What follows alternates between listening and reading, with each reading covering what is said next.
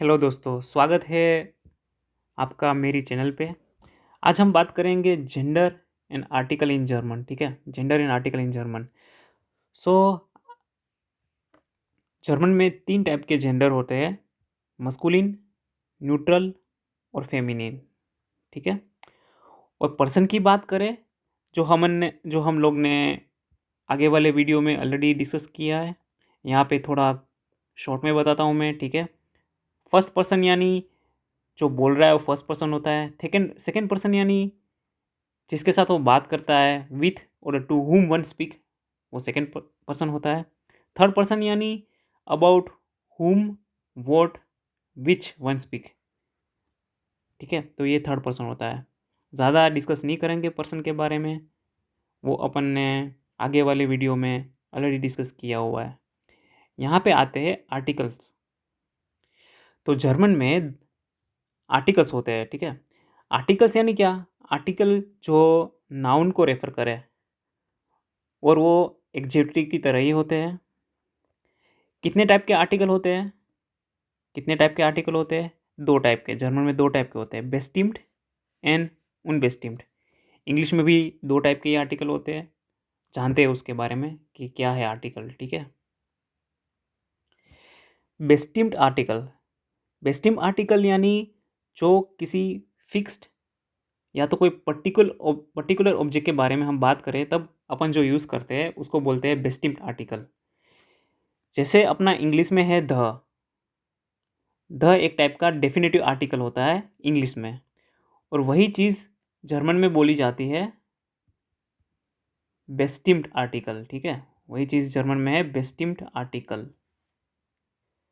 तो फिर उनबेस्टिम्ड आर्टिकल क्या है? उनबेस्टिम्ड आर्टिकल मतलब जिसके बारे में हम श्योर नहीं है, जिसके बारे में हम श्योर नहीं है या कोई स्पेसिफिक नहीं है। ठीक है।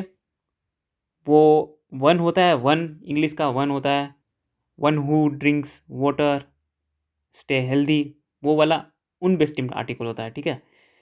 ये देखा जाए तो सिमिलर टू आ और आन की तरह है इंग्लिश का।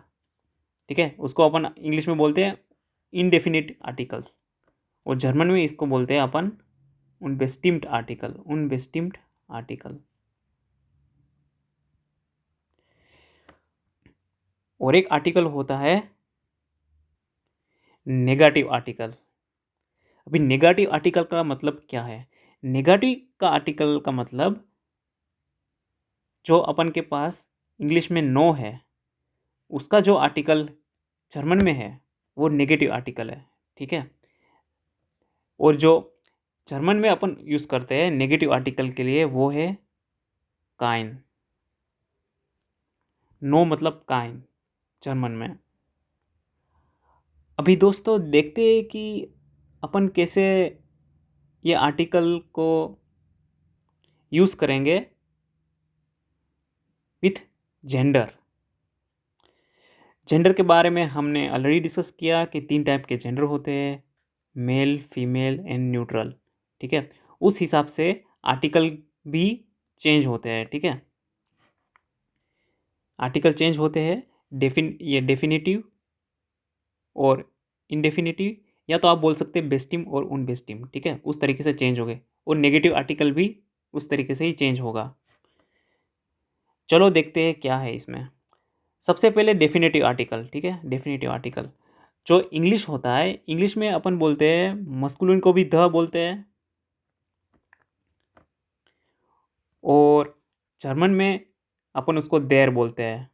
मतलब जहाँ पे देर होता है वो मस्कुलिन होता है। ठीक है, उसका जेंडर मस्कुलिन होता है।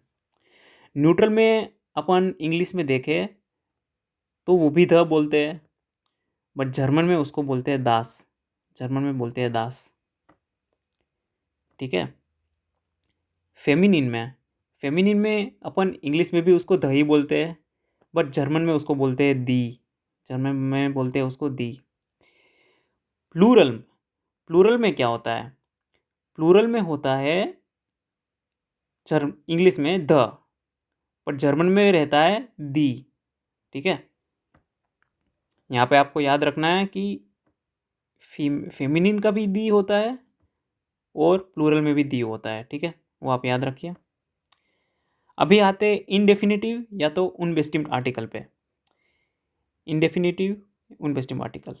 इनडेफिनेटिव इंग्लिश में मस्कुलिन, न्यूट्रल, फेमिनिन सबके लिए होता है आ या तो आन, आ या तो ए या तो एन, ए या तो एन, ठीक है।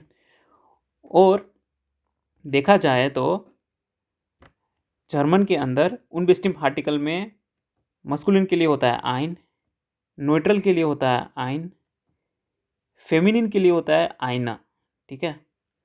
और यहाँ पे कोई भी प्लूरल नहीं होता है इनडेफिनेटिव या तो अनबेस्टिम्ड में, ठीक है। नेगेटिव आर्टिकल के बारे में बात करें, नेगेटिव में इंग्लिश में सब नो होता है, नो, नो, न्यूट्रल में नो, फेमिनिन में नो, प्लूरल में भी नो। जर्मन में सबके लिए वैसे सेम ही रहता है, काइन, काइन, इधर काइना, ठीक है, काइना, प्लूरल में भी काइना, ठीक है। सिमिलर लाइक दी, ठीक है। फेमिनिन में भी सेम था, तो इधर दी, इधर काइना, दी काइना, ठीक है, दी काइना।